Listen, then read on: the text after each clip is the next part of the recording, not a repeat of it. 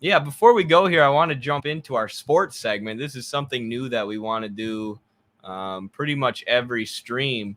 Obviously, a lot of Americans watch professional sports. And as we were talking about earlier with the UFC, there's a lot of class struggle going on in sports. The sports that we have today, especially professional sports, are in a capitalist form. So there's a lot to be critiqued there. And one of the things that's going on right now is NFL running backs are demanding a change to the pay structure because they feel that they're being criminally underpaid based on their output and based on their value to the teams, based on their use value, one might say. So even, football analysts who believe in capitalism and the market system are saying that, yeah, running backs are being paid less than they should be. They're more valuable than what they're paying. And I've seen some sports journalists suggest intervening in the market to artificially, boost the pay of running backs. So what's happened is it used to be in the NFL, there was one, what you call bell cow back, meaning a back who gets most of your team's carries, and they basically put the team on their back. But nowadays, it's more common to have running backs who split time. So you no longer have this one running back who becomes, a superstar for your team. You have a couple running backs who you oftentimes pay a lot less. And one of the reasons they switched to this system of multiple running backs per team is because it is the most punishing position that you can play in the sport of football. I mean, think about it. The running back is the one who's supposed to get short yardage. They're literally handing you the ball so you can run through the team's linemen and smack dab into their linebackers. It's an extremely punishing position on the brain and the body. So a lot of times running backs' primes aren't that long. So in 2011, the NFL put a limit on how much rookies can make with their first contract. So when the NFL draft happens, all these new rookies come into the league. And what used to happen was they would give the biggest prospects these giant contracts. And then if it turned out that that rookie was kind of a bust, if he didn't pan out and end up being as good in the NFL as they thought he was going to be, the team would be on the hook for all that money. So they decreased the amount that the teams have to pay these rookies or are allowed to pay these rookies, which sounds like it would make sense.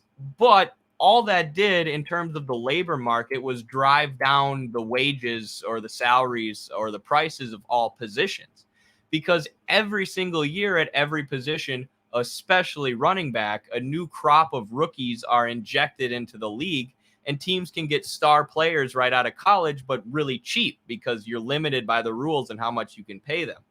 And one of the main positions where rookies can step in right away and make an impact in the NFL is running back. So teams are realizing, why would we hang on to our veteran running back who's really expensive if we could just let him go and then pay a rookie who, is probably going to be close to as good, far less money. So it's ended up driving down the salaries that all of the running backs are making. And now collectively they're demanding a change, especially some of the star running backs like Jonathan Taylor, Josh Jacobs, Derrick Henry. These are players who are, with Josh Jacobs and Derrick Henry, they're the best players on their team, right? They're stars. It's hard to calculate this, but for sure, a lot of the fans who are piling into the stadium to watch these teams every week are coming because of those running backs. Yet because of the way that the rules are set up and because it's an unregulated market system for the most part, they're able to drive down the pay of those running backs, even if they're star players. So now all the running backs, I mean, they're limited in what they can do. There is a players association that will fight for the players, and there is precedence for going on strike. That's probably not what's going to happen here, but all the running backs are collectively coming together and voicing their support, which is interesting because football is such a competitive sport. But you have running backs from every team coming out and arguing against the league and arguing against their multi-billionaire owners to try and collectively argue for better pay.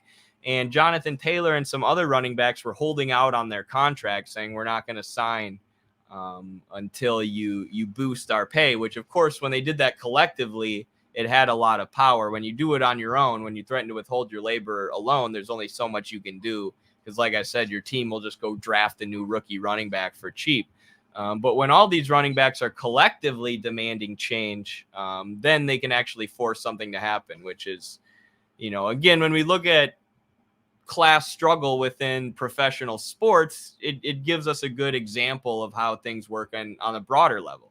In any industry, one worker can't do it, but you collectively get together and collectively demand a raise in wages, or collectively threaten to withhold your labor or go on strike. That's when you can start making some changes.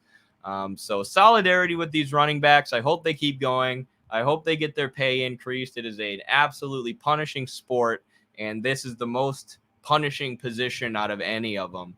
So great to see this. And I mean, it's just part of the overall wave of class consciousness and labor organizing that we're seeing across the U.S. It's literally in every industry. It's the service industries. It's the transport industries like UPS and Amazon. It's the productive industries. It's the industries like rail. It's everywhere. Labor is waking up to the fact that they're being exploited and demanding a change. So you got to harness this moment, harness this increase in class consciousness, and push it forward towards a socialist consciousness so much as we can. Beautifully said, brother. Beautifully said. Goal, by the way.